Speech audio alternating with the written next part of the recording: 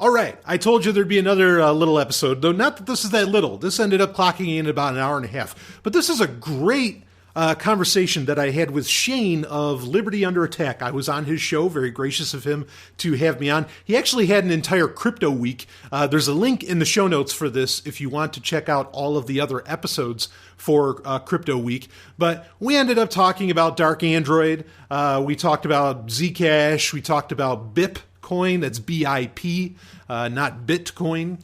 BipCoin, of course, is being run by Michael Dean, largely. A whole slew of different things we covered in this. And, Liberty Under Attack's audience, I don't know how technical of an audience they are, so I kind of kept it at a level of an introduction.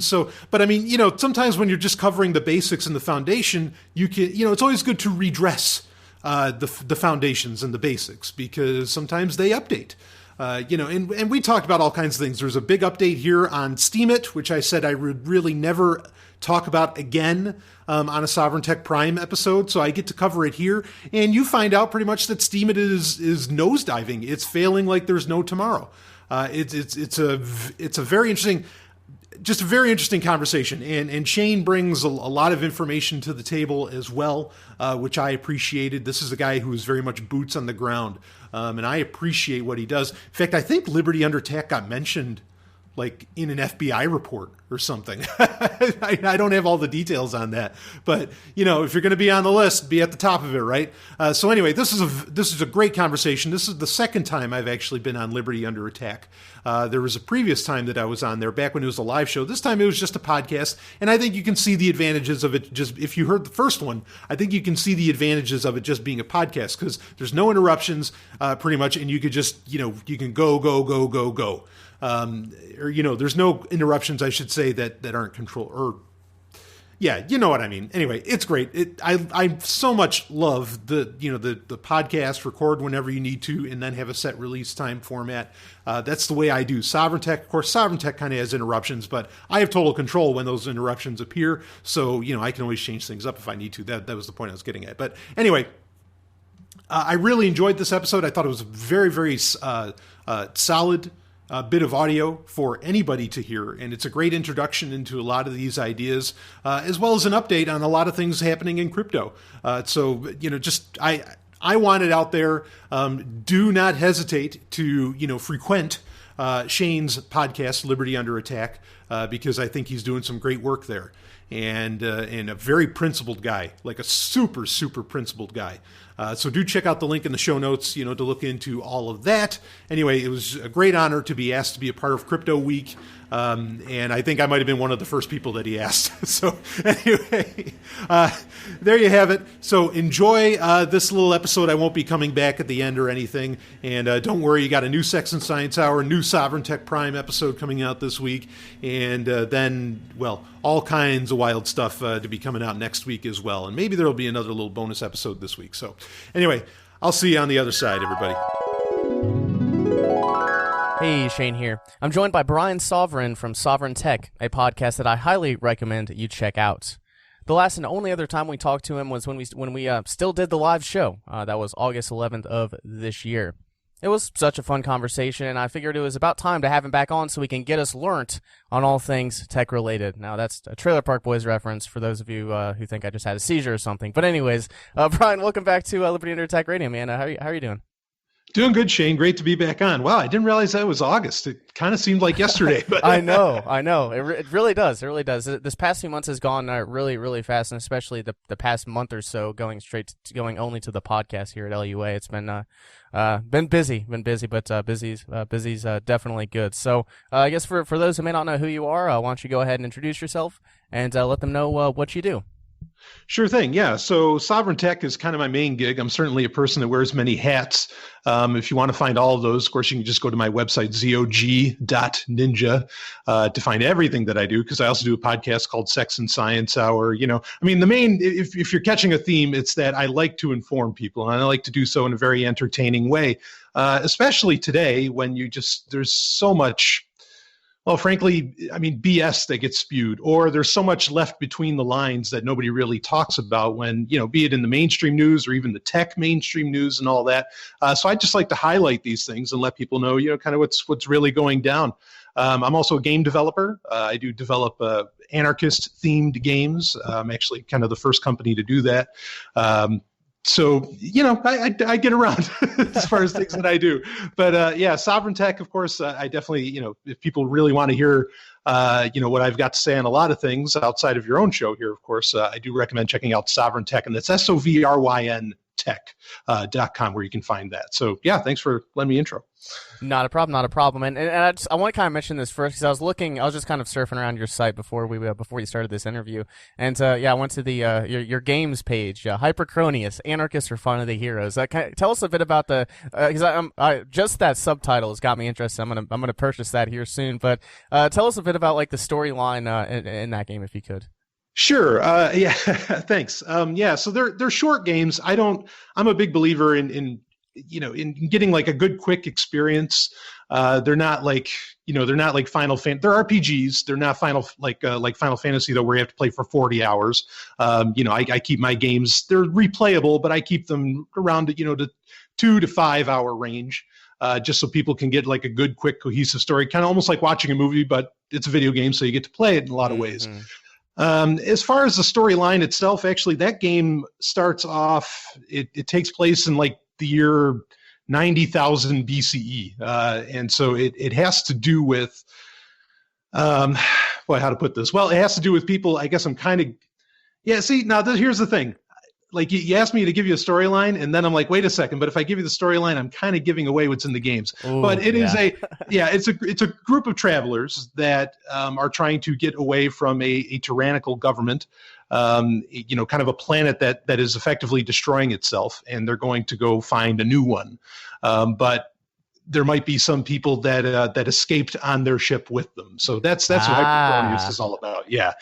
And, there's lots of fun stuff in it. I'll admit they are not exactly for kids. Like I'm not one for censorship, and so I don't censor my games. And you might see some very unique things in it as far as 16-bit graphics go.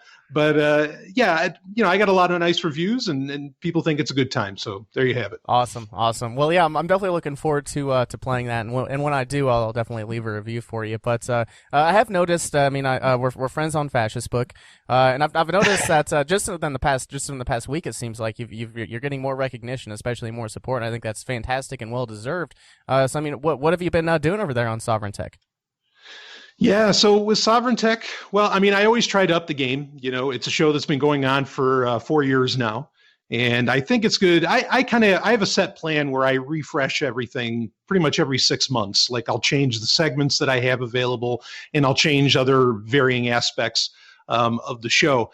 And as far as getting a bit more recognition and just people really getting inspired and wanting to help out with the show and everything.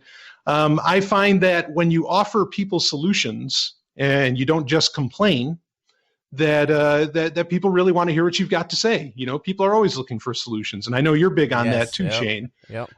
So I think that's, and especially today, and really, I don't want to get in, or well, we can if you want to, but I don't personally like to get into the subject too much.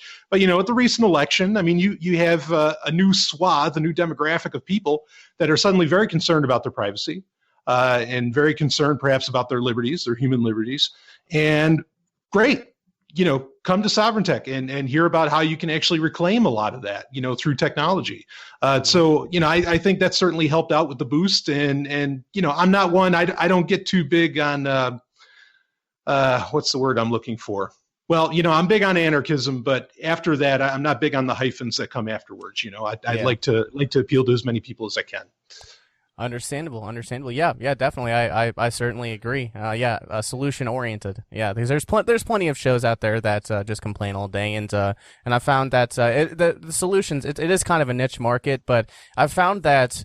Obviously, when people are coming to anarchism and they're learning about it, those shows are necessary, so they can kind of understand like the position that anarchists take on these various subjects. But at some point, they're going to say, okay, I've read these books, I understand the philosophy and the ideology and all that. Well, what can I do? Right. It's kind of like a pathway through the alternative media, it seems, which is it's pretty neat the way that it's kind of spontaneously come about. Okay, so here's the plan, Brian. I want to start with a brief update on Steemit, since that's what we did back in August. I want to go far more in depth with your Dark Android project, a lot further than we did last time.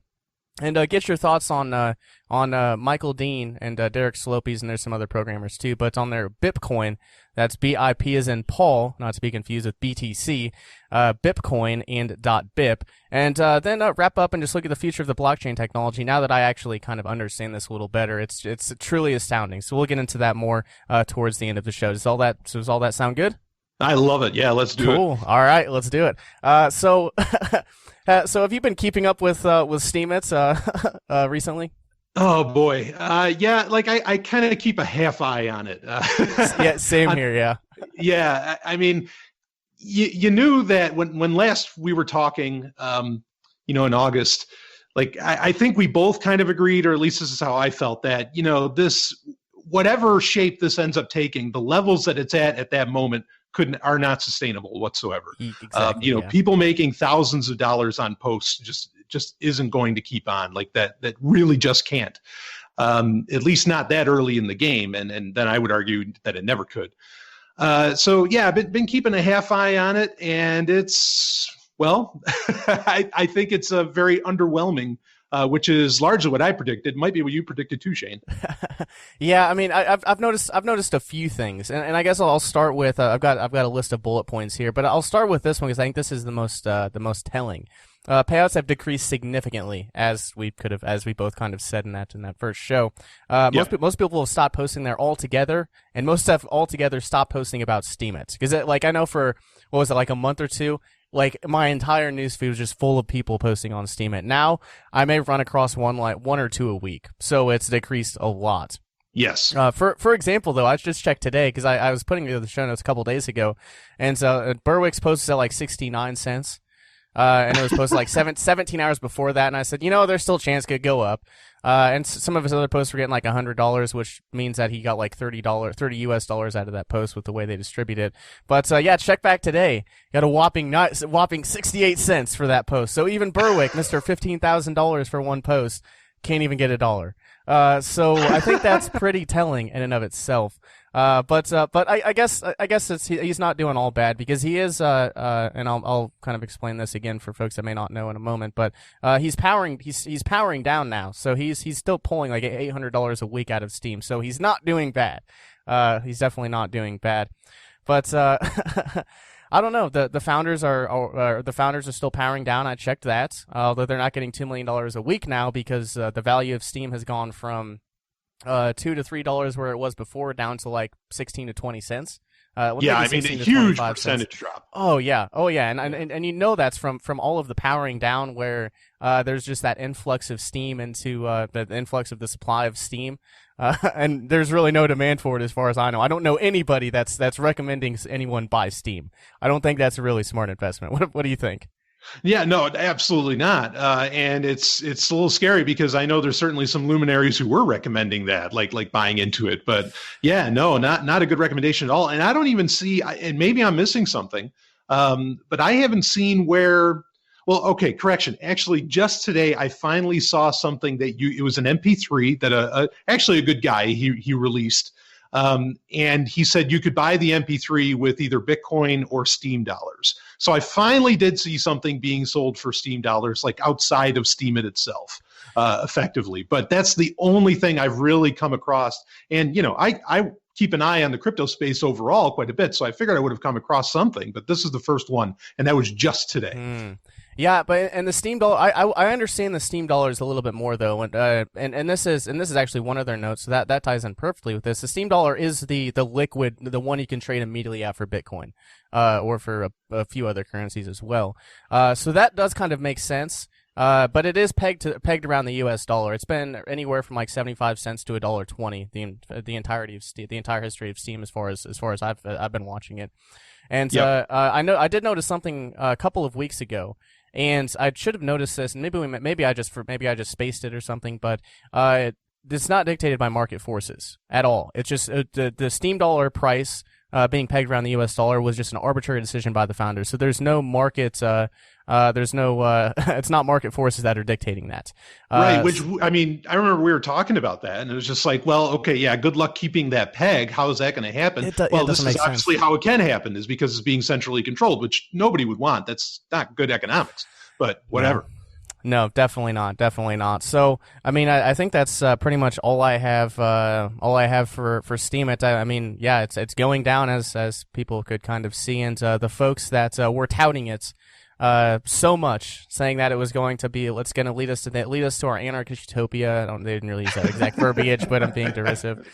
It'll lead us to our anarchist utopia, and Steemit's the way, monetizing content so that we can get paid in cryptocurrencies. It's going to revolutionize everything. They've since gone quiet on the subject. So, yeah, well, you know, they did have, beginning of November, they had in Amsterdam, they had what was called Steamfest. And it was like the first thing of its kind, and it was this event, and it was somebody, apparently, the person that held it, it wasn't the founders that held it, it was just some guy that apparently did rather well. You know, at the very beginning, you know, probably one of these whales, you know, with Steemit itself. And, you know, they had that, and even like this, I don't know how big the event was. Obviously, I didn't go to it. What, you really didn't go to it? I'm surprised. Yeah, right. They'd have to pay me, and it couldn't be in Steam. So, but you know, they had that thing, and I was on the Tatiana Moreau show. Not long after I think I was on your show, and I actually had kind of a debate with with Ned Scott and Dan Larimer. I saw that, yeah. And I mean, it wasn't like, you know, I was being a little more gracious, I think, than I should have been, because I was really letting them get their thoughts out, and I should have just kept on interjecting. But regardless, I mean, there were features then at that point that they said, that would have been mid-September, that they said, you know, we're going to be coming out very soon. And these were features that I agree, if the platform was going to have any legs, it would need, like curation of content. Because now that, you know, or at least at that point in time, there was just so much content going up every second, you couldn't possibly keep track of it all. And so you needed curators. As far as I've seen, that's not there. I could be wrong. But as far as I've seen, it's not there. I mean, there looks like there's always these little code changes that happen, like little notification bubbles. You know, they implemented those a little while back. There's some other little things. But yeah, I mean, even development doesn't seem to be that exciting as far as what's going on. And of course, Steemit was supposed to be not just Steemit, but it was supposed to be Steam, and it was supposed to be a gigantic platform. And there is absolutely nothing as far as it being a platform. All you have is Steemit. And like I think you rather astutely pointed out, I mean, you don't see anybody sharing the Steemit posts really anymore. I mean, there's a few people, but it's super, super rare. Yeah, and I did see, and it obviously is centrally planned, and they're like, okay, yeah, the development team, you know, our group of central planners, we're going to come out with this new feature, and I did see, and this one was actually one that I kind of hoped would, I don't think it's gone into existence yet, but they were saying they're going to reduce the amount of time to power down from Steam Power into Steam from 3 years to like 12 weeks. Which that would have been that would be fantastic. I could get off that platform in 12 weeks. I am powering down. I mean, it'll take a while. I mean, I might be able to pull like $30 or $35 here and there, but if it's just gonna sit there, I might as well. And I don't have to do anything except click a button and then go back and check every few months or whatever. But I mean, yeah, if it goes to 12 weeks, I can stop paying attention to that site a lot faster. So please, guys. Go ahead and get that done. You know what that sounds like, though, man. I didn't know about that. I'm glad you brought that up. Like the 12, that just sounds like so the whales can get out of it because they know it's dead. I mean, that's really what that sounds like. Why, like, if you had so much confidence in the platform, what, you know, yeah, it just goes against all of the you know, kind of the rhetoric around the platform. If you know, now we're changing it to where, well, it's not going to be here in 3 years. You know, we'll make sure you can get your money in 12 weeks. Boy, that sounds shady to me. Just my opinion. Yeah, that's like that. We don't want to alarm people so much as to where they know what we're doing, but we want to make sure that we can get out pretty quickly. Yeah, I know what you mean. Yeah, it's definitely kind of seems sketchy, and there really hasn't been. I don't know. It's been a concern for a lot of people since its launch. So that probably doesn't bode well. Yeah, I mean, why not do 1 week? You know, like just, you know, why 12 weeks? Like that, if you can change it, it seems so arbitrary. Why not just completely liquid? Yeah, right. And of course, the reason they don't do that is because they know that their system will crash instantly because everybody's going to get the hell out. But it's like, come on, it's like, you know, stop BSing. I mean, that kind of, yeah, like you said, that centralized planning, boy. just rubs me the wrong way. I can't stand it. Yeah, definitely. So I think that kind of I don't want to spend too much time on Steemit. I mean, I think Sure. we pretty much made our points, and yeah, I don't see it getting back to popularity at all. So, anyways, let's move forward to your Dark Android project. In our first interview, we briefly touched upon it, but I'd like to, I guess, get more into the weeds, so to speak, and kind of ask more specific questions, kind of going through the guide or the white paper. I'm not sure what you call it. But and just kind of ask questions as they come up. So, for those who didn't listen to our last interview, what is the Dark Android project? Yeah, sure. And guide is definitely the best word for it. And the idea is it's really not, it's not in and of itself software, but it is a kind of a hub just so you know what software to use. And I try to update it often to where, people, because I mean, this stuff changes all the time. I mean, apps are constantly, either updating or they change some kind of major feature set that suddenly, oh no, I couldn't possibly recommend people use this. But it is the baseline of, okay, look, if you want any kind of a, chance, or if you want to make any attempt at somehow getting your mobile device, whatever that may be, tablet, which tablets are dying, so that's problematic. Tablet, smartphone, whatever. If you want to get your mobile device to be somehow private and anonymous, okay, which I think, again, as a default, I think communication should be. This is how you go about it. This is what you have to do. These are the apps that you use, and all of this. Now, I mean, admittedly, it's getting harder and harder, by the week, but perhaps by the day.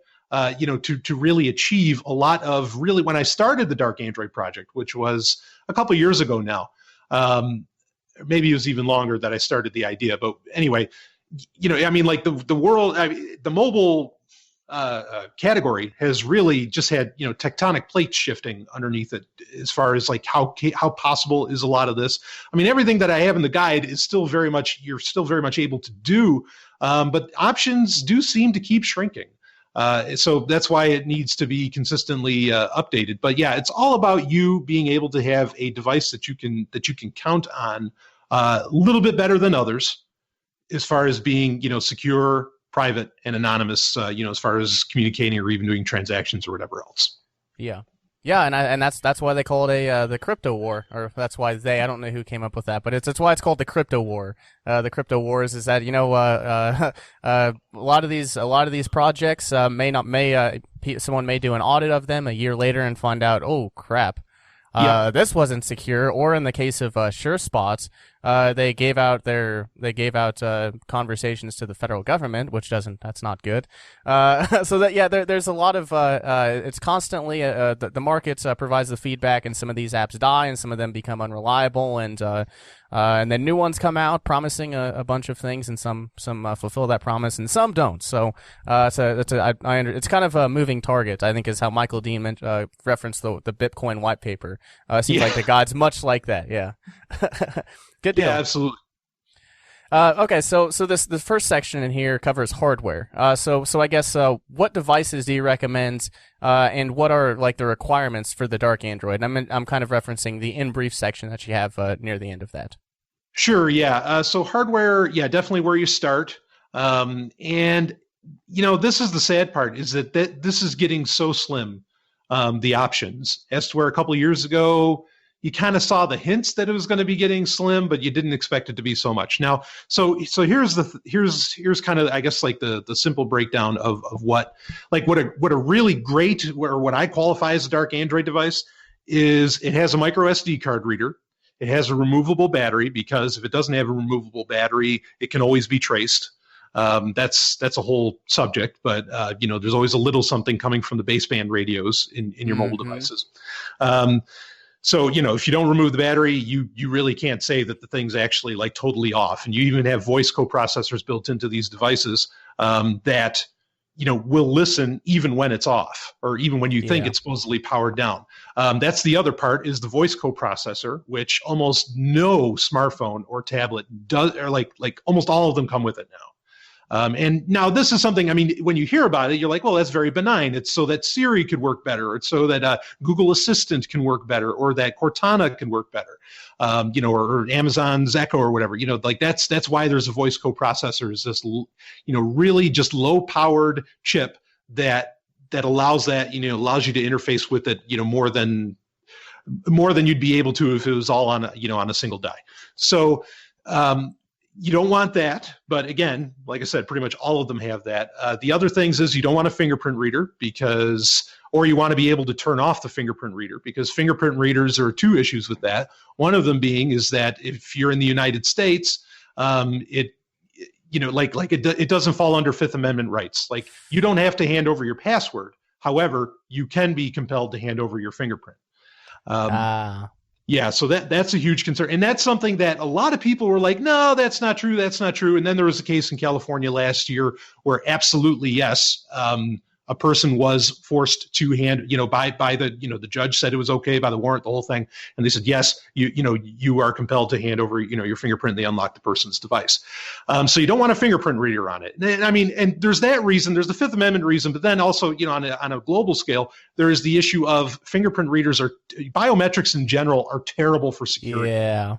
And they're so easy to fake. I mean, you could print out, little sheets that could get past, any iOS device's fingerprint reader. You could put it on your nipple, quite frankly. And I mean, even though they said they supposedly fixed that, but that was like an easy way to mimic any fingerprint. So fingerprint readers are an absolute no-no, in my opinion, for dark Android. So, at least those four things under consideration, and you become kind of limited. So a lot of what I recommend, I have to put in caveats now, because if people still want to buy a modern device, I just have to say, well, keep these things in mind, that these are problems and you're going to have to act accordingly, depending on, understand dark Android, like I said, it's the baseline. Like, this is where you start. Now, everybody has different thresholds. Everybody has different taste of what level of privacy and anonymity they want. And so they can adjust that accordingly. But if you want the best possible chance, again, of being private and anonymous, that's where you start. As far as what you want, if you want to install Facebook Messenger on there, well, you might as well not bother doing anything. But if you want to, well, then that's your choice. So So as far as what actual devices are still good to buy, there's one other little hardware thing that I didn't mention, which was SIM cards. SIM cards are now we effectively know that the key pairs for SIM cards that SIM cards run on, which SIM cards are just the little card in your phone that gives you, that allows you to make phone calls. Mm-hmm. And it connects with whatever towers that you happen to subscribe to. SIM cards, we know that some companies, Gelato and others, they have actually handed over the keys, the private keys, to SIM cards to various alphabet soup organizations. The NSA, GCHQ, AT&T. That might as well be one. Well, yeah, with the Five Eyes intelligence network, with the UK spying on the American people and then giving that information to the United States government. It's a whole mess. It's a whole mess. Yeah, absolutely. So SIM cards, in my opinion, are they're inherently insecure. Now, if you have a phone that you could take a SIM card out of, then you could use it like a mini tablet and it would fall under things, because kind of my first recommendation for hardware is to just use a tablet and, kind of connect to, it's not as popular as it was maybe 3-4 years ago, but there's still kind of Wi-Fi everywhere that you can connect to. And so, if you rely on just the tablet, again, that's the baseline. People can choose to just put all this stuff on a phone, and it's still a great thing to do, and it's still going to make things expensive, for whatever, ridiculous agency wants to keep an eye on you. But that's usually where I recommend starting. The 2013 Google Nexus 7, that's really the kind of the best piece of hardware that you can get your hands on if you want to set up a dark Android device where you're working more on anonymity and privacy. As far as phones go, sometimes the older the better. And frankly, I know a lot of people, they want really great cameras. Well, something else I think people should consider is that, a bad camera on a phone is actually a feature, not a bug. Because, these cameras get used against you, no matter what you think about it or how much you care about it. And there's all these things to consider. There's not really a great like new phone that I could necessarily recommend that follows kind of the 4 or 5 things that I listed off, where it has the removable battery and all that stuff. And even the Nexus 7 doesn't have a removable battery, so that's problematic in itself. So it's tough, but those are the things you want to look out for, and at the very least be conscious of. Whenever you're buying a new device, to say, okay, well, it has this flaw, it has this flaw, it has this flaw, and then you act accordingly. Yeah. So I guess one question that kind of came up for me is so like let's say someone uses an iPhone, which is like the world's worst phone as far as like trading convenience for privacy and all of that nonsense. But, sure. But anyways, like if someone has an iPhone, if they switch to like because I know like if I was going to do it, they would have me upgrade to one of the top line Android phones. Would that still be better than an iPhone, or would it just kind of be, 6 in one hand, half dozen in the other?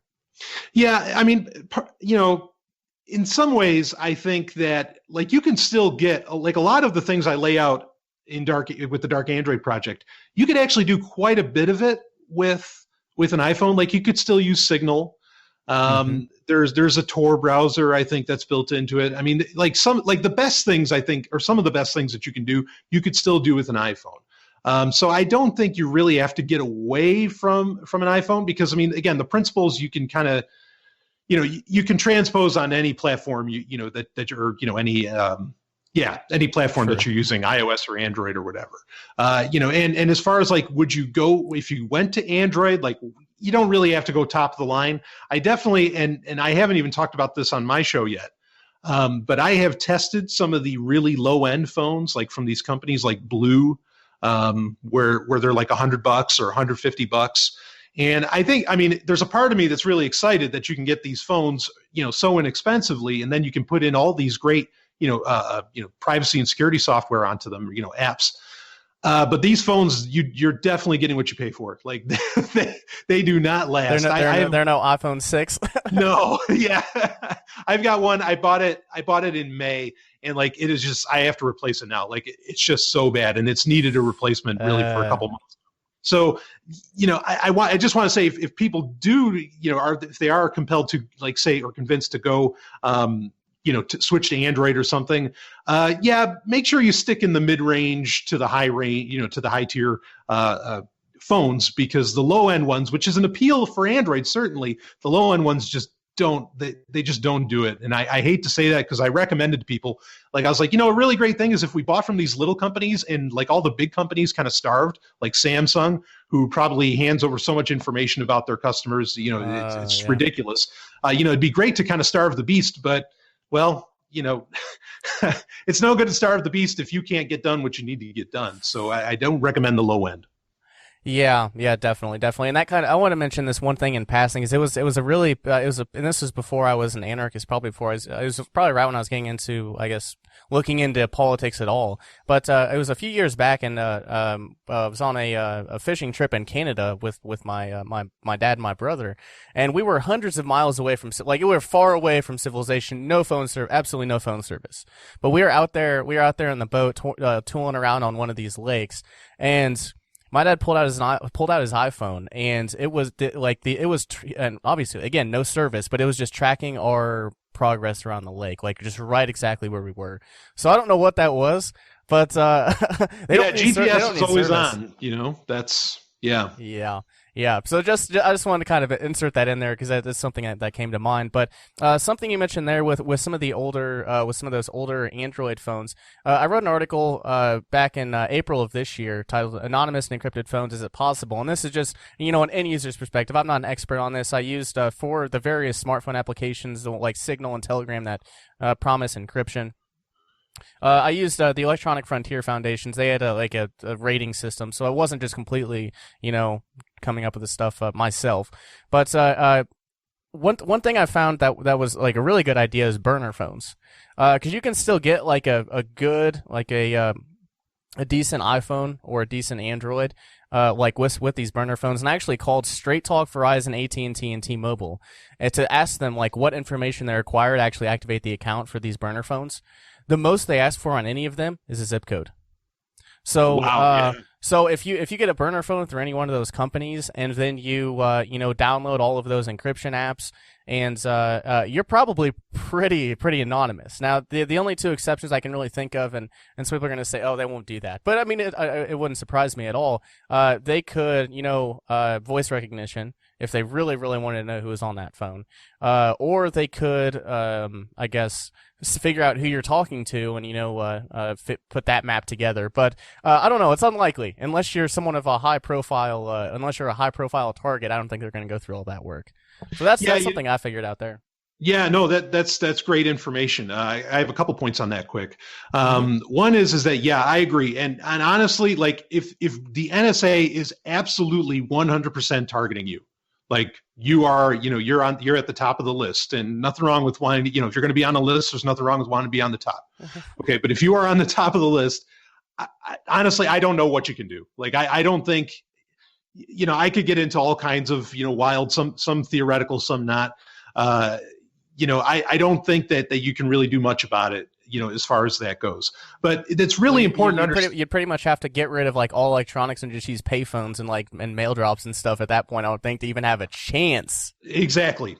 Yeah, exactly right. I mean, but understand this, that the privacy that you try to, privacy and security that you try to implement in your own life and with your own devices and everything, it really is kind of a network effect to where it actually helps other people too, even though you don't realize it.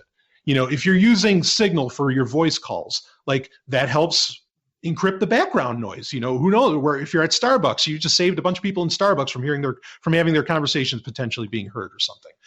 True. I mean, you're really like, it's amazing how much good you're doing for everyone when you really start implementing a lot of these different technologies and different apps and all that. So the more people do it, I mean, again, it's that network effect. Everybody's going to, it's going to help out everybody. Yeah. And I think I had one other point on that, so that I also recommend burner phones through the Dark Android project. Like I said, tablets are a great way to go. But I understand people need like a phone number and things like this. And that's generally what I recommend, is just like set up a burner phone and then use your tablet for all kind of your, the more secure needed stuff, and that's so great recommendation on your part, man. Absolutely. Cool. Yeah, I'm glad it passes your approval. But yeah, it was a fun project to do. It was actually for colleagues. He was doing a security culture series, and he doesn't have a cell phone. He's never had a cell phone. Good for him. He's very into, like, he's very about that. He uses a student online. I don't even know who the hell he is really, but that's a good thing. but anyways, he was like, dude, I don't have access to like any phones or anything. Like, can you do like this portion of it for me? And I said, yeah, sure. But so yeah, that's kind of how that came about. But you mentioned, let me see if I can pronounce this, cyanogenmod and AOSP. Yeah, so cyanogenmod. Now that recently I think that's going to be getting renamed. So I will have to update, the Dark Android project about that. But cyanogenmod and AOSP, what these are is AOSP is just Android without any Google stuff on it. It stands for Android Open Source Project. And you can install on certain devices. Part of the reason why, like, I recommend the Nexus 7 and some others and like Sony's devices are actually or Sony's phones are really good about this too. You can just install AOSP onto a device, which means there's no Google Play Store. There's no built-in Google apps, because understand all of that, anything going through those apps is obviously going to Google. So that's a good thing to install. Or you have CyanogenMod, which kind of offers you the same thing. And CyanogenMod actually has a lot more features than normal Android that you'd get on a phone has. Like, it has the ability to tether without you having to pay for a Wi-Fi tethering plan. Yeah, that's which is really, really nice. That stuff's expensive now. Yeah, big time. So you could, if you get a phone, and again, I generally recommend, as far as CyanogenMod, like Samsung's devices are always really good about people, because it's a community developed thing, which is a good thing. That's a great thing that it's that way. But you want it, when you go to the website for CyanogenMod, you can see what devices are supported, and so you can buy accordingly as far as those go. But yeah, lots of features of CyanogenMod, and if you want, just like you can with AOSP, you can put the Google Play Store on there. But understand, I mean, there's arguments for and against having the Google Play Store. With the Google Play Store, I think as soon as you put Google services on, you're being tracked by Google, nonstop. As to where you could have, with any other version of Android, like CyanogenMod or just AOSP, I don't think that's so much the case. But then the argument, the other way is that, well, if you don't have the Google Play Store and you're trusting some other app store for everything, that you don't have the security, because everything that goes through the Google Play Store has some degree of like a code checkup and all this to make sure that there's no bug, or not any bugs, but there's no security exploits in the app. So there's arguments for and against. I'm more in the against camp because there are alternative app stores that are very good, like F-Droid. Yeah, so there's that.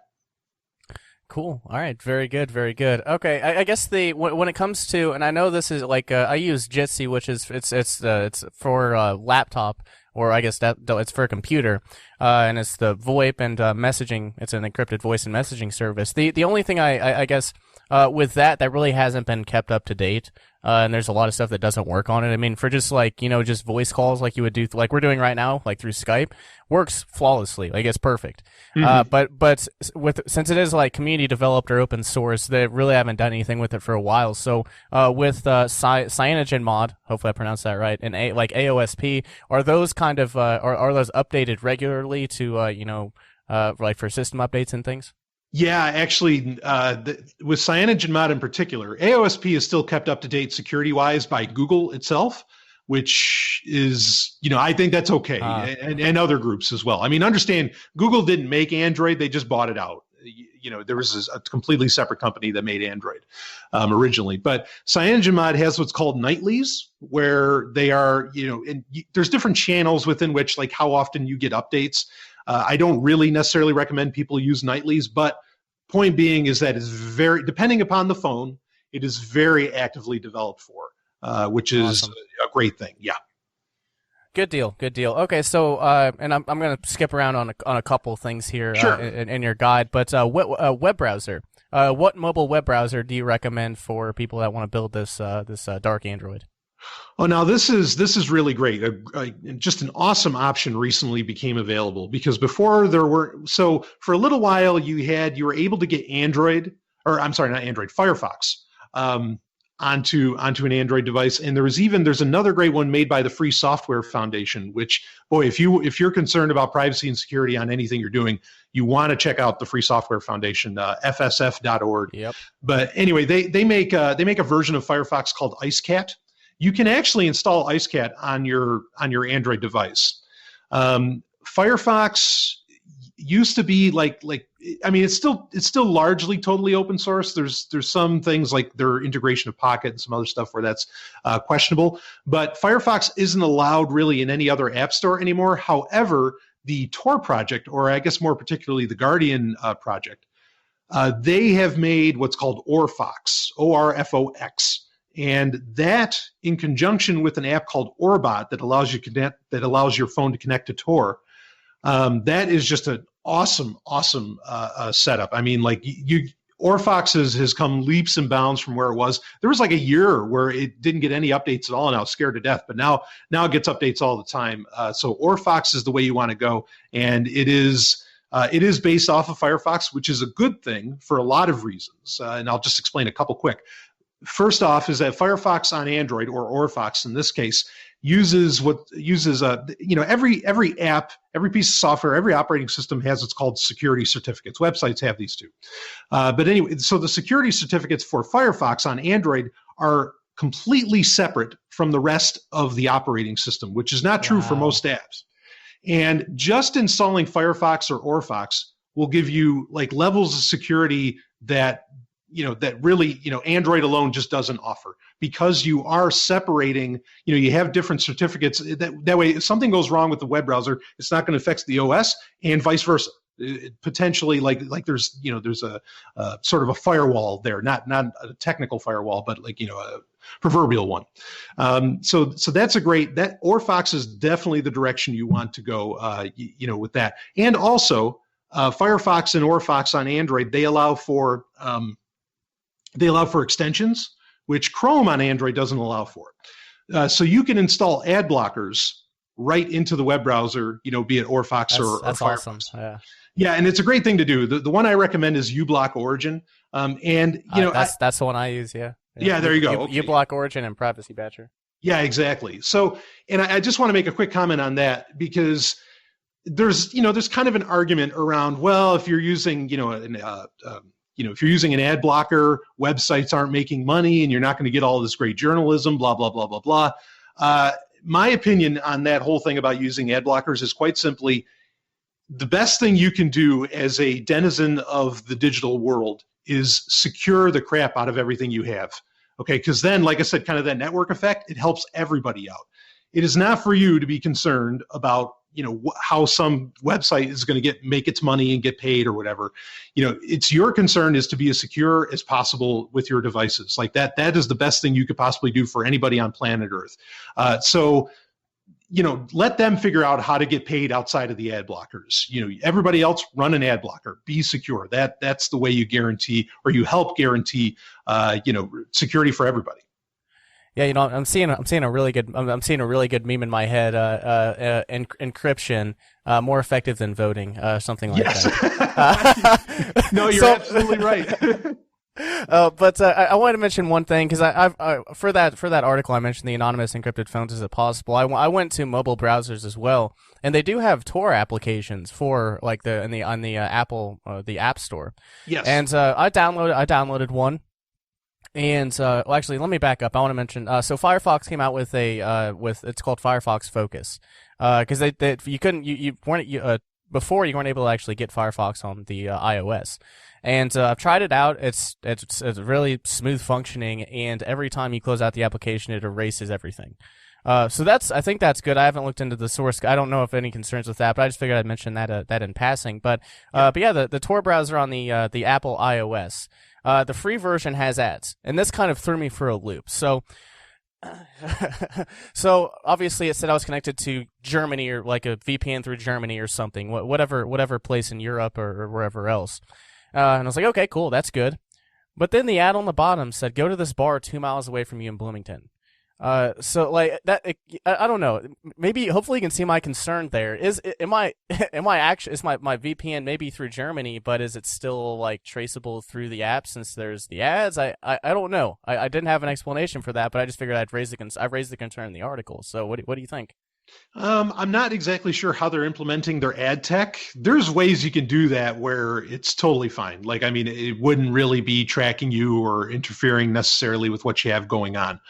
I mean, and frankly, like anybody that sets or, that creates something like that with so much value, especially for iOS, I think it's worth, handing them over, a little bit of green or whatever, to help support that. But ads can be very, actually ad tech, as they call it, is some of the most fine-tuned tracking, in the world today.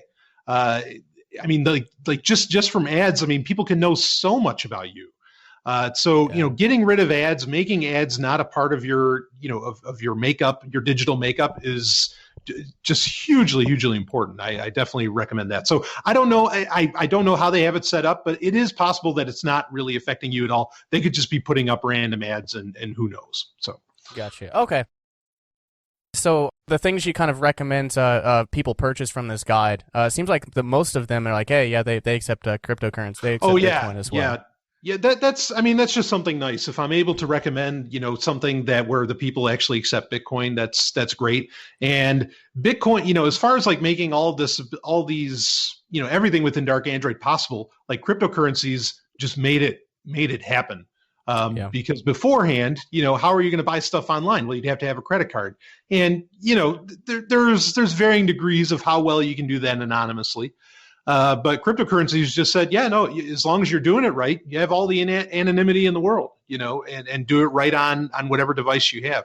So that's a huge part as to why I think, because I'll tell you, and if people listen to and I don't expect them to, but if they listen to the first, 6 months maybe of Sovereign Tech from back in 2012, I was of the opinion that really, look, privacy's dead. Don't even bother trying, forget about it. It's not going to happen.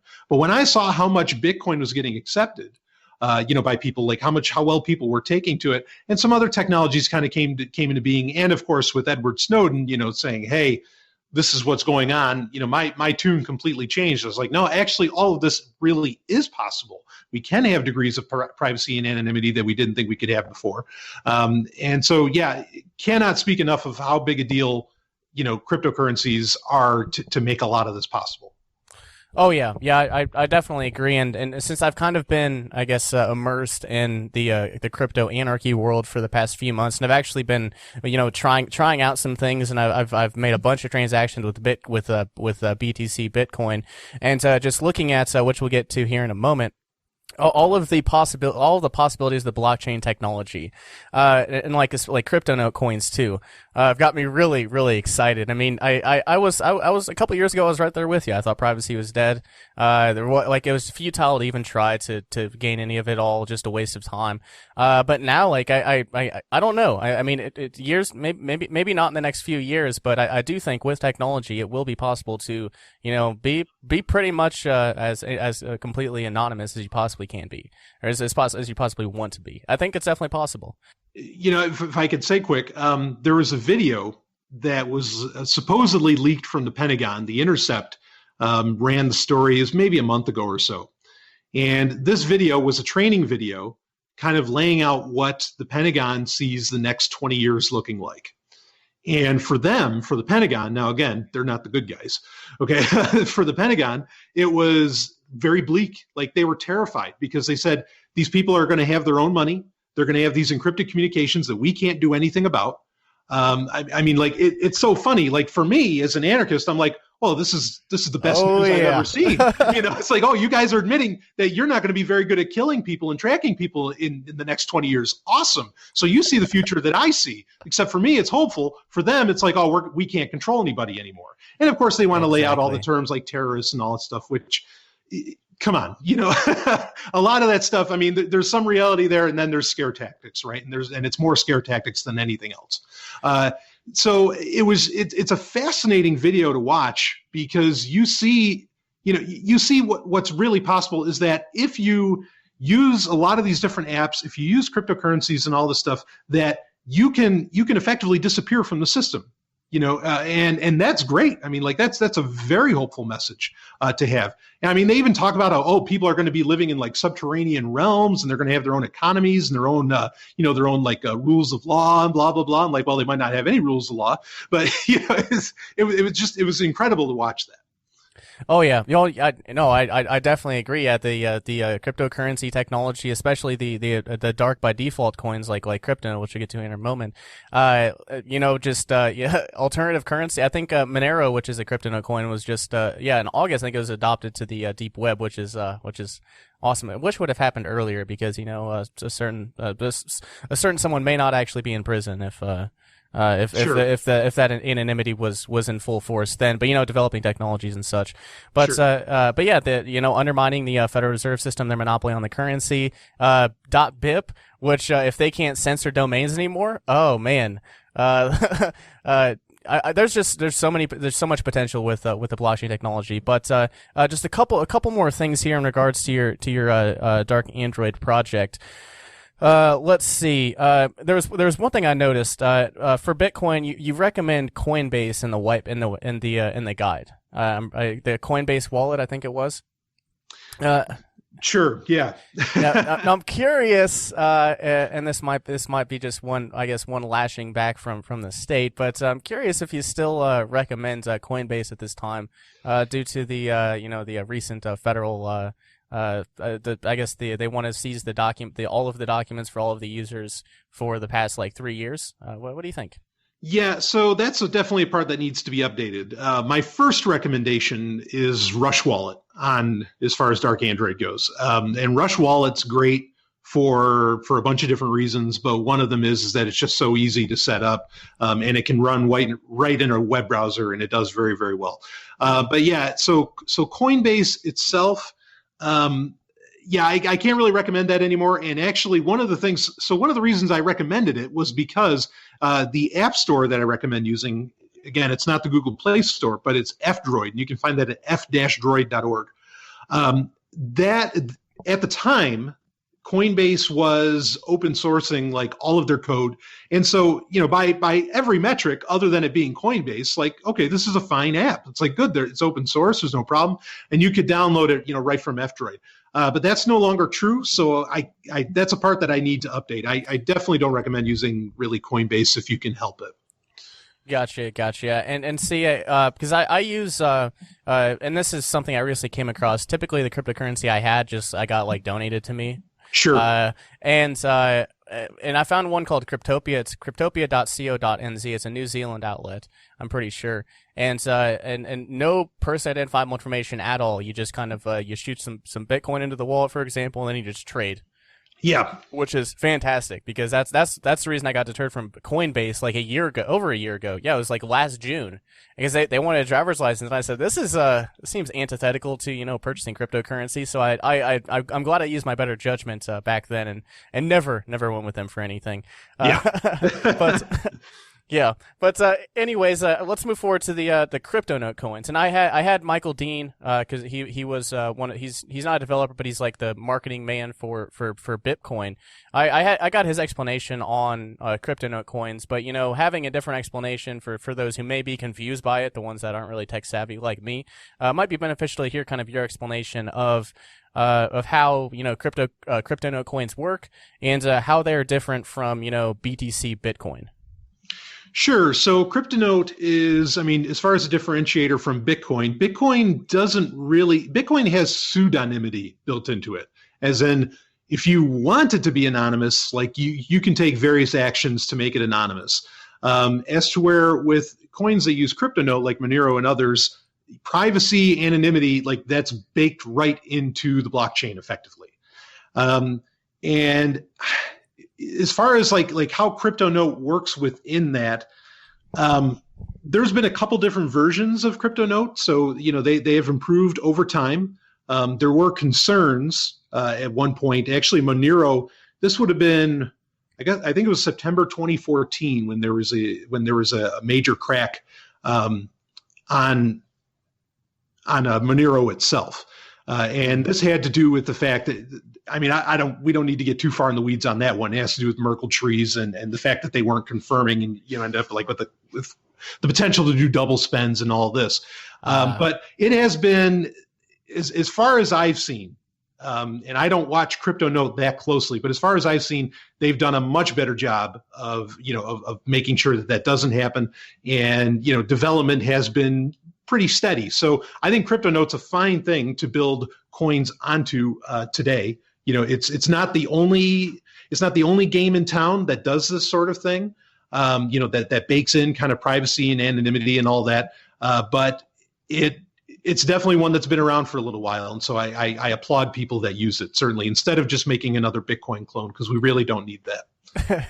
Yeah. And you mentioned there's some other, I guess, some other ones other than CryptoNote that are doing something similar.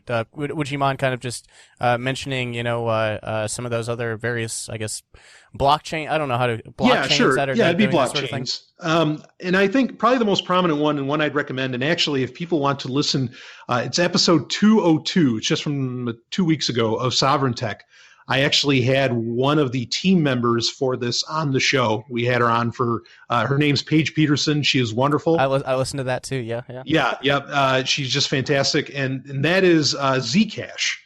And you can just go to, I think the website is literally just z.cash. That's the URL.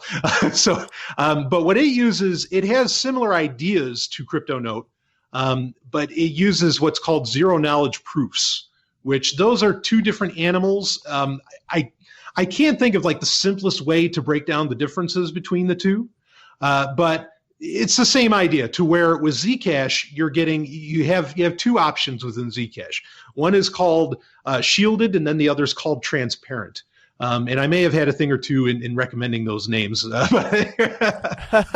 But anyway, so shielded, what does that say to you? It says like this is protected. You can't really see what's behind it and all that. And that's the thing, is that with Zcash, you can do transactions. You can do normal transactions like transparent ones where it operates just like Bitcoin. You have a blockchain, you have a block explorer you can look at, and you can see everything that went down. It's where with shielded transactions, it's just, it's like running coins through the washing machine, right? Like that's kind of the old adage. You have no idea what's going on there. You don't see anything. You still have the ability to kind of get a bill of sale, which I think is a fine thing. To where you can prove, say, what you did, but only you can really, only you and perhaps the other person you interacted with could kind of prove that after a fashion. I want to be really careful with how I describe some of this stuff, because I wouldn't want to give people ideas that aren't based in reality. So that goes anytime you bring this stuff up. But yeah, the idea is that it is 100% anonymous. Like, I mean, you cannot know what exactly, when it's a shielded transaction, and CryptoNote offers a lot of this too. You cannot know what exactly is being done. Who bought what, who did where did these coins go? I mean, it's just there's no blockchain to look at. I mean, it's being done on a blockchain, but there's no block explorer to look at to see, to be able to trace all this stuff. And that's hugely important in my opinion. And I'm just speaking for myself. I don't work for Zcash. I'm not a representative for Zcash in any way. I'm just an enthusiast that's very excited about it. Because zero knowledge proofs, like CryptoNote, is an idea that had been around for a while and really just now has been implemented. Zcash just launched at the end of October.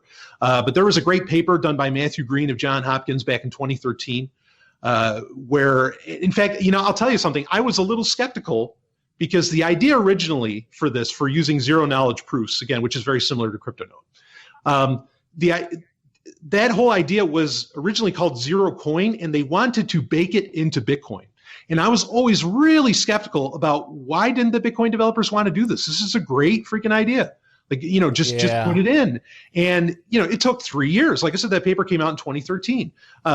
So now it's its own thing. It's not Bitcoin. It's completely, I mean, some of the back, again, it can function like Bitcoin and all this, but it's its own thing. And I think it's a very exciting technology. And I like actually a lot of the things that it's done, where it didn't do a pre-sale of coins. They just, one day they did the Genesis block, which is where you first start the blockchain off.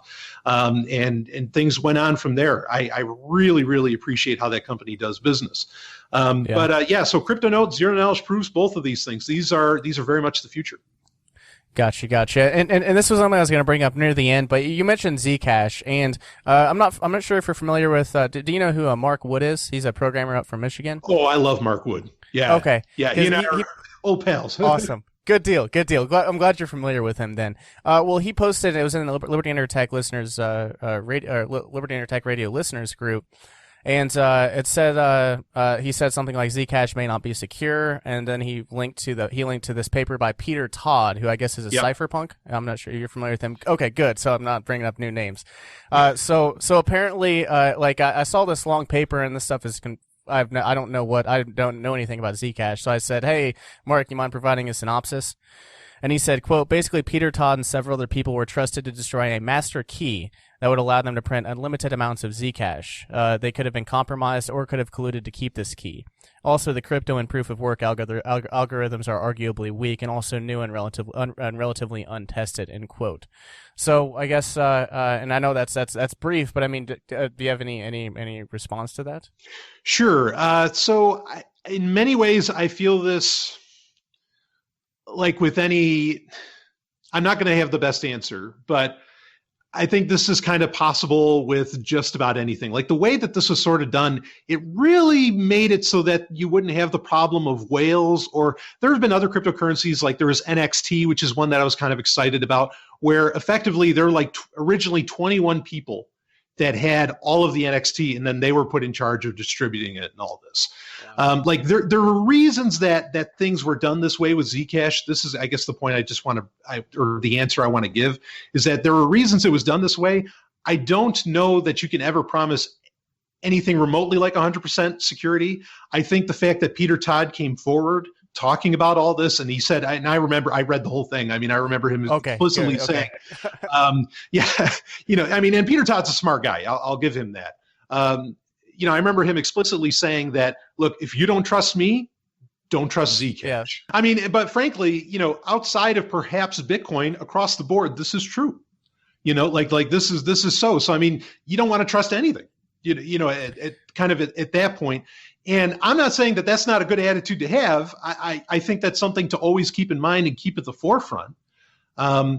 Yeah, I mean, it's a warning, but it's a warning I think that could be applied to almost any cryptocurrency. Of course, of course. So and I like the security, and this is something that a colleague of mine, the security culture guy, kind of brought up. There needs to be more security audits on whether it's cryptocurrencies or encryption or whatever it is.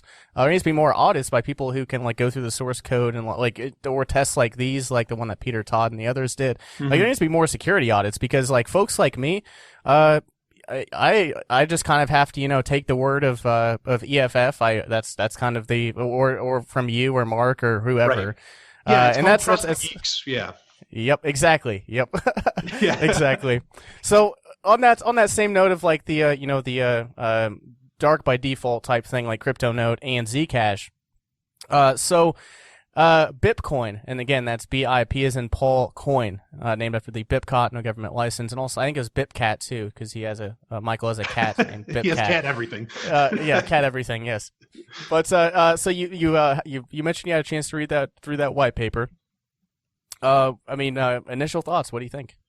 Yeah, so I like that it's built on CryptoNote. I think that's wonderful.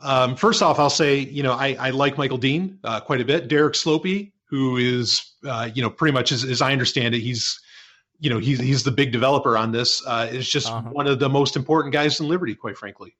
I think he's phenomenal. I've had the pleasure of talking to him, of hanging out with him. I mean, I look at, with any technology, I like to look at, or any app or software or anything that's coming out, I always look at the team, who's on board with this. And if there's the wrong people, well, frankly, I don't care how good your app is, I'm concerned. And this is a case where I think you've got the right people. You have really principled people on board with it. We mentioned briefly Telegram. Now, Telegram, there's concerns around kind of the encryption of that, certainly, and I understand those. But at the same time, it's run by a full-on anarchist, out of Russia. Great. Yeah, I read his bio when I was putting together that article. He's a fascinating life. Yeah, fascinating. Pavel Durov, the guy. Yeah, I mean, it's amazing. I call him the man in triple black of the East. I mean, he's really something else. I always look at the team, and so you got the right team. I can say that for starters. With BipCoin. And outside of that, so implementing, CryptoNote into the currency, great idea. And wanting to go forward with trying. I want to be careful, kind of how I describe some of this stuff, because I might not do the best job. And of course, I'm open to Michael or Derek, correcting me at any time. But to sort of restart and improve upon the idea of Namecoin with the whole .bip thing I think that has tremendous potential, and I think it's just a great idea. It's something that needs to be. I know Michael Dean was a huge supporter of Namecoin, and I appreciated him doing that. I had him on my show, to talk about all the projects that he was doing for Namecoin, and I think it's wonderful. This sort of stuff needs to exist because people don't realize, the reason Namecoin was such a big deal was because it was going to decentralize the phone book of the internet. Okay, and this is the thing, is that you can, in a centralized system like the World Wide Web, I should say more particularly, because people need to remember the internet is a very broad term. The internet's just the infrastructure. The internet consists of web, email, Usenet, IRC, all those things are different aspects of the internet. Most people just think when they hear the word internet, they just think the web. The World Wide Web. And I understand that and I get that and that's fine. But so the web itself is very fragile. And we saw that on October 21st, just this year, 2016, when, a name server went down, or not a name server, but, servers went down at a company called Dyn, and the internet effectively went down. Now, what happened in many senses is that people, they literally couldn't, the address book of the internet, they couldn't access, or there was no access to it. There's other things that happen there too, the server overload, all that. But point being is that if you took away what's called, the DNS entries of the internet, you wouldn't be able to, much like you call a telephone number, you wouldn't be able to get to any websites. Doesn't matter if the website's sitting fine and pretty on a server. If you can't use that phone book, which is what you type into your address bar on a web browser, you're screwed. You can't get anywhere. So if you can decentralize that to where there isn't one point of failure to where you could take out that phone book, which is what Namecoin originally wanted to do, and which .bip is picking up the torch that's huge because that keeps you from getting censored. And I love how in the white paper they are so big on saying, look, you could say terrible things about us and we can't take you down. Like, yes, exactly. Like, that's the whole very notion of free speech. And that's so many of the things that we want to build our technologies on are those kind of ideas to where, it's just a tool. It could be used for good, it could be used for bad. We might not like it, but guess what? That's not what this is about. We just need to give people the tools. And I think that's awesome. Yeah, and see, like I actually proofread that for him, but I was looking through, like I was reading through it on that that initial proofreading. I wasn't really that kind, like I really didn't understand BipCoin too much, and I really didn't know what he was trying to do there. But kind of reading through that, I was like, okay, this could be huge. And it just kept going, and I think Derek created it's not called a plugin, but a program for Namecoin, and Michael is heavily involved with that. So, I mean, you've got people that they firsthand saw the failures of Namecoin, and they can not make those mistakes again. So I think it has real potential. And Michael's always been really good about when he sets up an Indiegogo campaign or GoFundMe or whatever, the project that he says is going to get done gets done. So that's definitely good. That's and that really should be highlighted, because one of my biggest problems, I mean, it makes for great episodes of Sovereign Tech, but one of my biggest problems is that so many of these people talk, and there is no walk, and they never deliver on anything. And that is so annoying. But yeah, no, you're right. He delivers. Yeah, definitely. So I guess from reading that white paper, I mean, is there anything that concerns you? Is there anything that raised any red flags, or do you think just hoping to see it in fruition here in the next whatever time frame it can be done in? No, I just want to see it come to fruition. I mean, so many of these things, even a couple of things you mentioned with Zcash and all that, so many of these different ideas. I mean, they are in many ways experiments, and good. Let's try them out. That's all right. That's how we hammer these things out. That's how we figure things out, how they work. I mean, Namecoin failed. Okay, good. Well, then let's just make it better next time, So there's times where I see red flags, where usually the red flags I see aren't necessarily in the code. Sometimes they are. But usually it's in, okay, what do you want to do with this? Like what kind of solution is this creating? And that's generally where I have an issue with the direction that a technology goes. Not necessarily so much, do I see like a major flaw in how they set things up? I mean, those things can still happen, like with CryptoNote in the past. But like I said, I think that's been, largely addressed in various ways.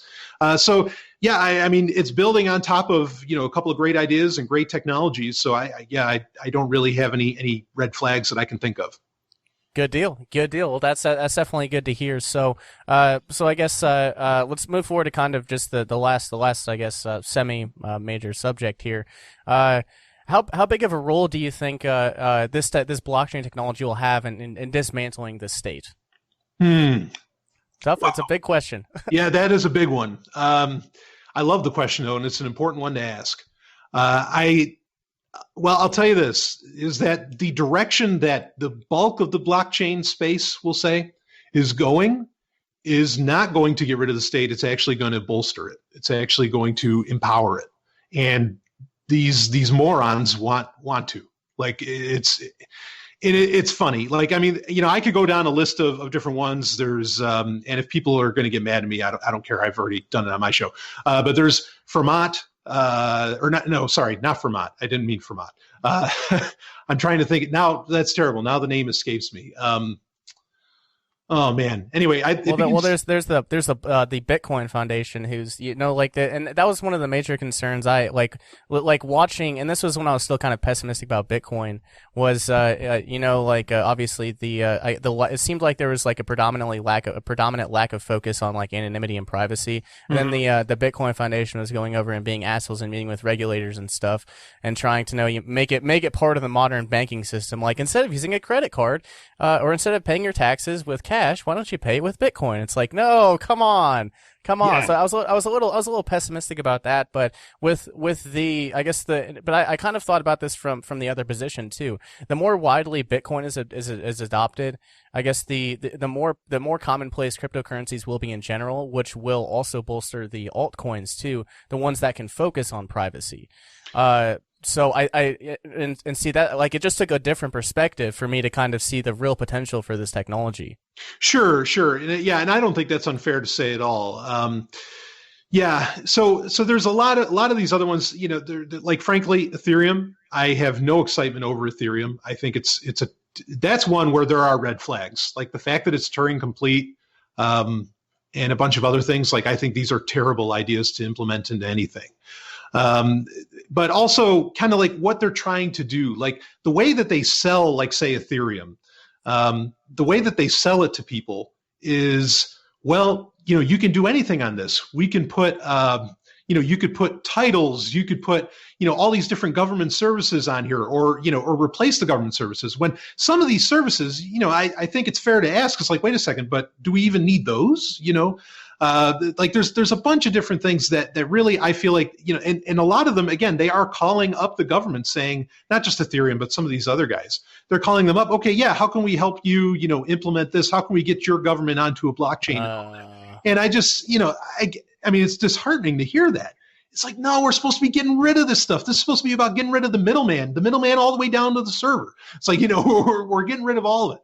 And they've completely lost sight of that. So many of these projects, or even, one of my big pet peeves as far as blockchain goes, that a lot of people are working hard on, and they're trying to implement it in Bitcoin as well, is identity, is identification systems. Now, they had a huge event. This was earlier this year called ID 2020, and they have ones for other things like Money 2020 and all that. And of course, blockchain was there.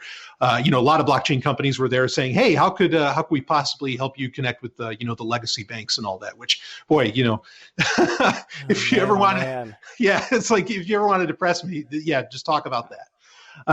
But, like, here's kind of the funny thing, like with these ID systems, one of the main goals that they said for ID 2020, and this was a major blockchain event, was, okay, like one of their complaints was, hey, if people don't have ID systems, they're going to end up getting into sex work. And I'm like, wait a second.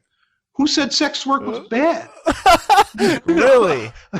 So this is the thing. This is kind of gets back to like some of the, like, look at the team and all this. Like, technology is just a tool, but the way some of it gets developed and schlepped around and pushed can often have so much human stupidity, and or not just stupidity. I mean, people can think what they want. If they don't think prostitutes are a good thing, fine, okay, but they will put that effectively into the program.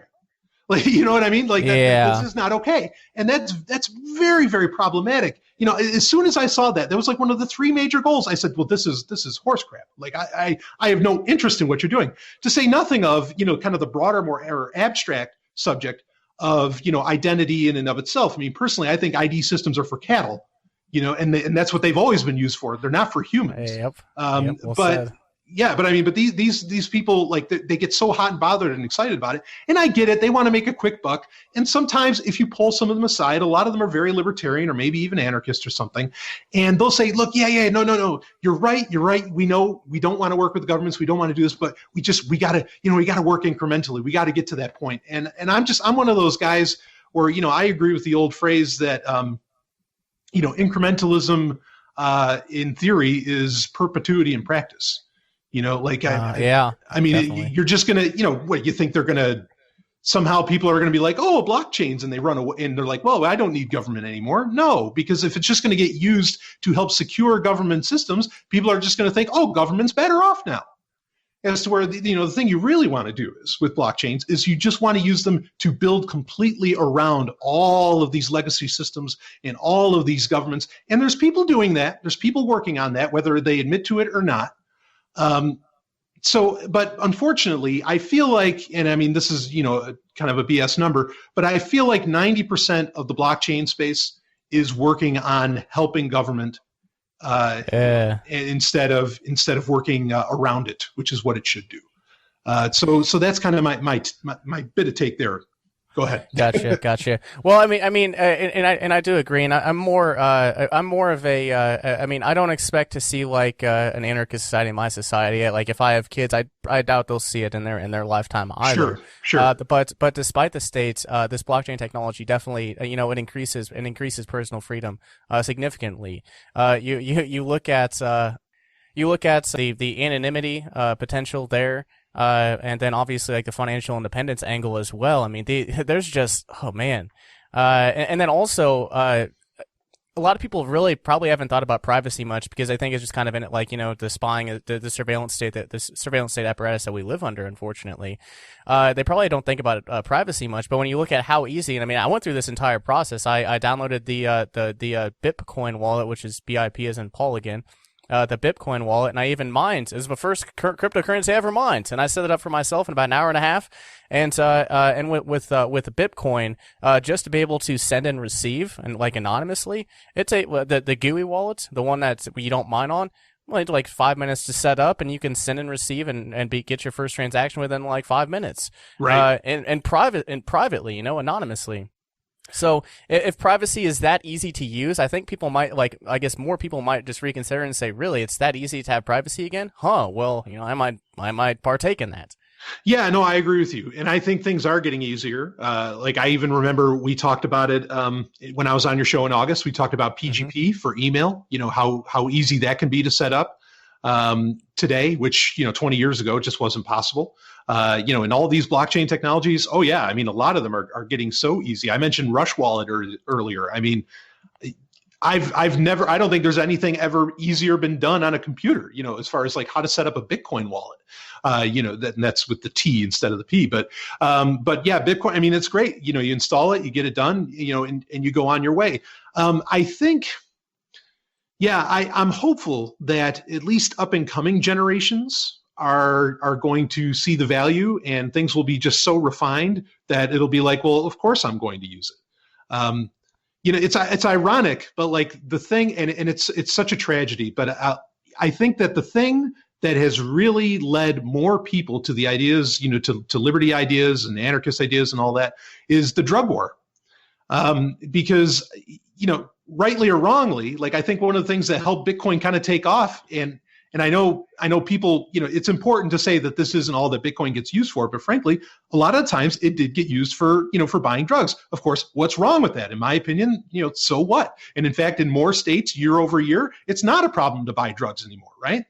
Exactly. So, I think a lot of these, the more that really, and it's actually a quote from Star Wars, but it's something like the more you tighten your grip, the more slips through your fingers. And I really think that that's happening, and especially with the ease of which to, again, like you said, to use these technologies. I think we're in for an exciting time. I'm with you though. Like I don't expect, in fact, actually, honestly, I never expect to see a anarchist paradise, at least not on the entire planet. There might be little pockets here and there. But I never ever expect to see that. So yeah, all these things certainly, help individuals, get one step closer. Yeah, exactly. And can't wait on the state to disappear. Can't wait on a whole bunch of individuals to give up that false belief in authority. I mean, you can't wait. You can't wait. You can do all these things right now. And if you go through the Freedom Umbrella of Direct Action and you just kind of start chipping things away at that list. I mean, some of those items on there. I mean, yeah, you cancel your voter registration. You're not just going to be free from the state. Like obviously that's not the goal. But if you go obviously if you go down that list, you do like 10 or 15 of them. I guarantee you'll definitely have a little more personal freedom. But anyways, any closing thoughts on that? And if not, then I've got one question from a listener that we can get to, and we can start to close out. Yeah, my closing thought is pretty much, just try to pay attention to the people involved in this. Like, go to these people's websites, and even if you don't read the white paper, like, see how they're marketing some of these technologies. Blockchains, I mean, yeah, they have the potential to do a whole hell of a lot as far as, setting a lot of this stuff free and getting us away from legacy systems. But kind of like, the open source software, just because it's open source doesn't mean it's secure. Yeah, it's kind of step one for something being secure. But with blockchains, just because it was a good idea, just because it was a bad idea off of a blockchain, it doesn't suddenly become a good idea just because it got put onto a blockchain. That's a very important thing to look forward to. But, all that said, I am super hopeful about the future. I just want to make sure I'm totally clear on that. Yeah, definitely. I am too, especially kind of recognizing the potential of the blockchain. I mean, it's kind of astounding as long as there's still folks out there, and there are that are using it to further the ideas of liberty. So I've got one question, and it's definitely off subject and such, but it's from Daryl Becker, and he says, "What the f is up with the blockchain.info wallets?" Now apparently he's been using their wallet online for a while flawlessly, but recently he's been having some issues, and he thinks they may have been hacked or something. I mean, have you heard anything about that, or? So I can't say anything like definitive as far as what's going on there. I will say I don't recommend using blockchain.info or it's like blockchain.com anymore. I don't know, however they want to lay it out there. I really don't recommend using it anymore. The past year, they have been beta testing a new style of their online wallet. And that, I mean, understand it is a beta test, so you're going to run into problems with that alone. But yeah, this is a case where, so recently there was that, and the name's escaping me of what the BipCoin group was called, but there was, maybe it was in 2015, where this large group of companies got together, and their idea is to be kind of ambassadors to law enforcement, as far as like how to interact with Bitcoin. And kind of educate them about blockchain technology in general.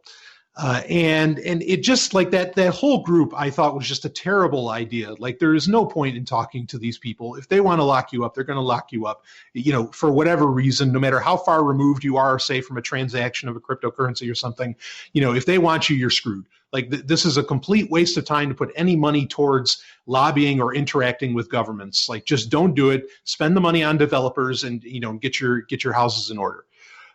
They were one of the kind of spearheading companies in that group. And as soon as they did that, I was just like, okay, I'm not going to recommend these people anymore.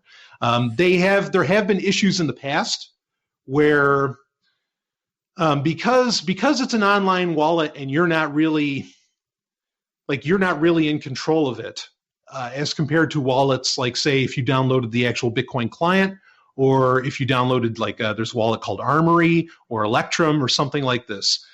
There have been cases in the past where, I'll just put it this way, where blockchain's customer service allowed for some misappropriation of funds. I'm trying to be very careful in how I say that. That they, and that was based upon the fact that they, at the end of the day, ultimately have control of your wallet and you do not. And then also I know there's been recently, I remember one just a couple months ago, and it seems like it's every few months there's something like that's happening, where like an exchange is hacked and people lose money out of their wallets, and right. That's why I'm not an expert, but hell, I mean with whether it's the BipCoin BIP as in Paul, or if it's just like a Bitcoin wallet, I mean it takes like 5 or 10 minutes to set up. You might just do it once, and then you never have to really worry about that anymore. So would you advise folks not keep things on online wallets as well, or keep coin? Yeah, I mean, granted, I think that's great general advice. And there's awesome wallets, to use. There's Mycelium, there's others. There are kind of hybrid services of a sort. Like there's Jack's Wallet, which you can set up, say, in a web browser and interact within like a web browser's window, or there is like the aforementioned Rush Wallet that I'm a big fan of. Those, even though they look like they're effectively online wallets, and there are some concerns certainly to be had with that, kind of like we mentioned, that if you can't get to the URL for your wallet, you're screwed, right? Some of them do not keep all the keys. They do not keep the keys. So they're as secure, or not as secure, but they're as largely secure, say, as an offline, or not an offline, but a client side, or independently installed wallet, say on your computer or on your Android phone. Pay attention. Just make sure you have control of the keys. That's the bottom line. Is try to have control of the keys at all times. Using things where not using blockchain.info is a great idea. Do not use that. And stick with some of the other ones that are out there. Certainly, good advice. Very good, very good, and you kind of answered the last couple of questions I had there. Some other wallets. Good deal. So I guess any closing thoughts for the listeners? Yeah, just use this stuff. Go ahead and let people know that you're using it. Make it a thing of the.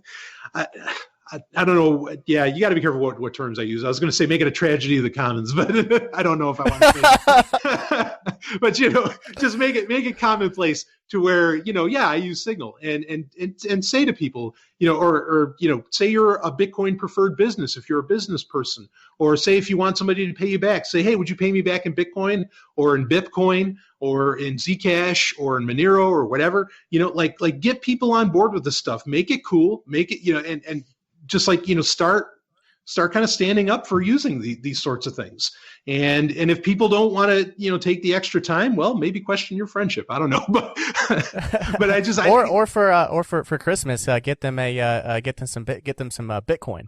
I saw it was an article by Cointelegraph or something. It's like buy your friends and family Bitcoin for Christmas. Like with a paper wallet, just go here and claim it and get them started. Right. Yeah. In fact, I know a story. Roger Ver, who is certainly a big deal in Liberty and a big deal with Bitcoin.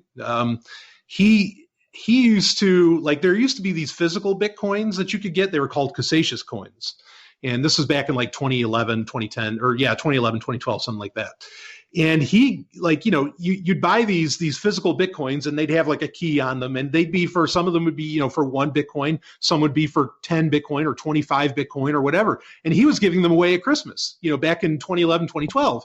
Well, there's some people who are sitting pretty nicely right now because of these gifts, So I think that, and he's told that story publicly, so I'm not like, endangering anybody here. So I think that's a great idea. And if it doesn't go anywhere, well, frankly, with any gift, it's the thought that counts, but it's interesting to get people on board with this stuff and say, hey, look at Bitcoin. There's a potential this could be worth a lot of money. And I think that can get people excited, and that everybody's trying out their stuff after Christmas. So that's a good idea. I like your suggestion there, Shane. Indeed. Okay, well, fantastic. So I guess I'll probably just, I don't know, name the whole. I don't know. I've got a Dark Android project, or buy your family some Bitcoin for Christmas or something. Yeah, there you go. Title of the show. I love it. Fantastic. Why don't you go ahead and plug your podcast and whatever other sites you'd like to before we sign off. Sure. Yeah. So the podcast is Sovereign Tech. Again, that's SOVRYN tech.com. You can go there to find that. If you want to find me on Twitter, that's one of the best ways to follow everything I do, because anything I do, I release on Twitter. That's also at Sovereign Tech to find me there. So that's easy. But my main website is zog.ninja. That's where I cover, or that's where you can find everything I do. From Sex and Science Hour to my video games. I do music and original performances. Anything you want of mine, you can find at zog.ninja. And thanks so much, Shane, for having me on. It's been a real joy. Not a problem. We'll have you on again at some point in the future, I'm sure. It's always a fun conversation, and your expertise is definitely appreciated. I know my listeners also appreciate it too. So thanks so much, man. I appreciate it. Thanks, Shane.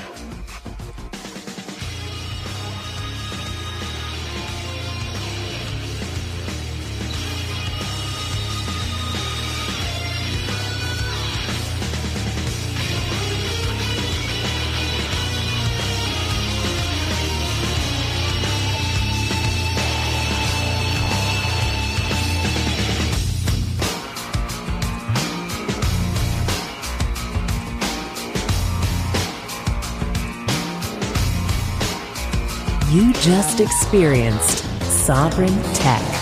Go to sovereigntech.com, that's SOVRYN tech.com, and connect with us there. Find links from today's show and catch our podcast feed. Sovereign Tech is copy heart. Copying art is an act of love, and love is not subject to law. So please share the show however you like. Welcome to the evolution.